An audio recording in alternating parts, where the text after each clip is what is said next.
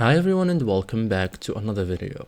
So if you are building a Python app in 2026, connecting the Claude API is one of the fastest ways to add real AI features, chat, summarization, extractions, rewriting and more.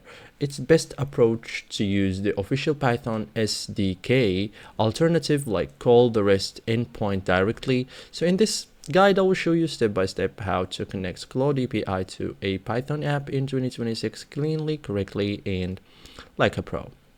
So first thing first, create your API key. So go to Anthropic console API keys, create a new key, copy it and store it safely. Okay, then install the official Python SDK. Okay, so the official SDK repo plus docs are here. Okay, so store the key as an environment variable. Okay, using env vars keeps keys out of your code base. So make your first Claude call, this uses the messages API via the SDK. Okay, so if you prefer, you can set the module to any Claude module you have access to check your console module list. Okay, and add a system instruction cleaner outputs. Okay, so then wire it into your app. Okay, this is the drop-in pattern you will reuse everywhere. Okay, so